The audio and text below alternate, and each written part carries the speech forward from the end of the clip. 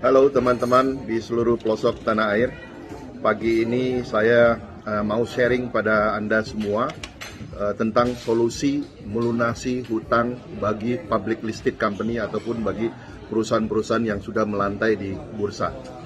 Oke, sebenarnya sebelum kita masuk bagaimana solusi melunasi hutang bagi perusahaan-perusahaan yang sudah melantai di bursa, tentunya kita juga harus flashback kembali. Tujuan perusahaan melantai di bursa itu adalah salah satunya adalah future value yang diharapkan dari bisnis itu, terus kemudian forecast 5 tahun ataupun 10 tahun ke depan mau jadi apa perusahaan itu. Sehingga makin jelas tujuan IPO itu. IPO itu ada pre dan post. Pre-IPO semua itu proses admin saja. Once you fulfill all the checklist, Anda lulus, Anda melantai. Tetapi yang sulit itu adalah post-IPO-nya.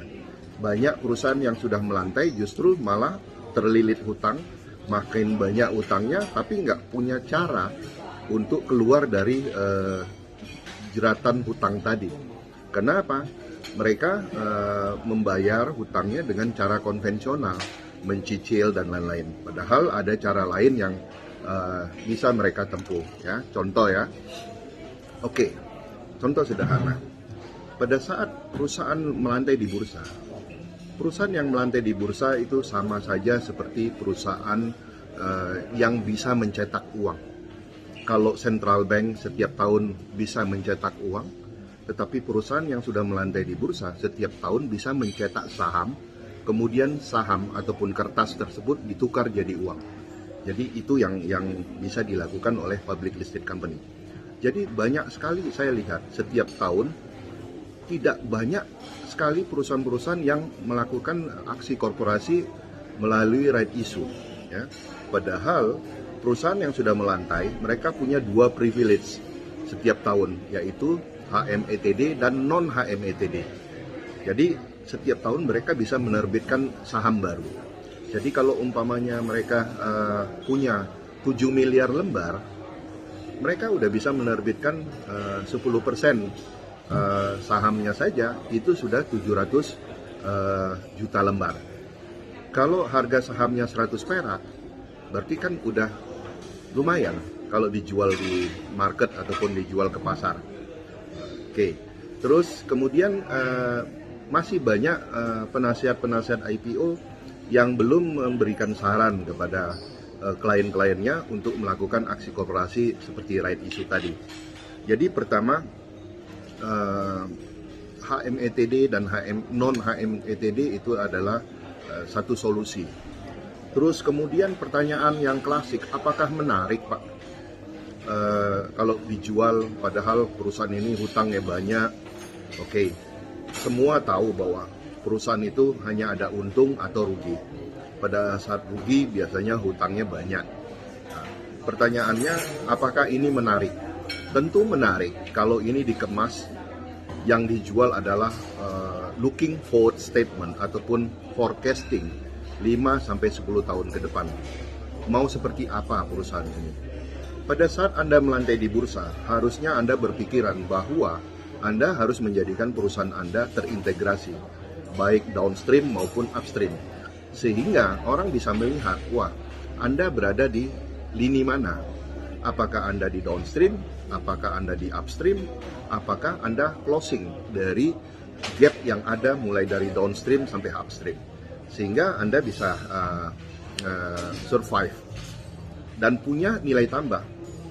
Terus kemudian dari situ, setelah IPO kita juga sudah harus memisahkan mana yang asset based company, mana yang operating company, mana yang marketing company. Karena seperti kita ketahui bahwa yang namanya asset based company, depresiasinya terlalu tinggi, ya, terlalu besar, sehingga kadang tidak ngejar untuk absorb semua mulai dari untung akhirnya jadi rugi. Kenapa? Asetnya depresiasinya terlalu tinggi, sehingga saya selalu menyarankan membuat umpamanya pabrik ataupun mesin-mesin itu masuk di dalam asset based company. Asset based company terus mulai menyewakan aset-aset tadi utilize aset-aset tadi kepada perusahaan-perusahaan yang perusahaan in-house-nya sendiri, jadi tidak mengoperasikan perusahaan itu. Jadi operating company benar-benar dapat untung dari operasinya, sedangkan asset based company mengelola aset-asetnya. Itu yang biasa saya sarankan. Jadi Anda tidak perlu mencarter armada yang mahal, terus kemudian depresiasinya setiap tahunnya juga tinggi, akhirnya nggak bisa untung. Ya. Jadi kemudian memperbaiki tata kelola, dan bagi saya solusi melunasi hutang perusahaan-perusahaan public listed company itu tidaklah sulit. Karena apa? Anda bisa membuat satu investment company. Dari investment company itu kemudian membeli saham-saham yang ada di public listed company yang free float to public, lalu kemudian menjual ataupun memperdagangkan sahamnya setiap hari di bursa. Itulah cara-cara yang biasa saya lakukan untuk public listed company, dan akhirnya mereka bisa keluar dari masalah utama adalah utang mereka. Jadi utang bisa dilunasi asalkan kita punya mesin uangnya, dan tanpa disadari pada saat Anda melantai di bursa, Anda sudah membuat mesin ATM. Cuma kadang Anda belum bisa atau belum tahu mengoperasikan mesin ATM tadi. Oke, itu saja dari saya dulu, sedikit brief tentang cara melunasi ataupun solusi melunasi hutang-hutang yang ada di public listed company.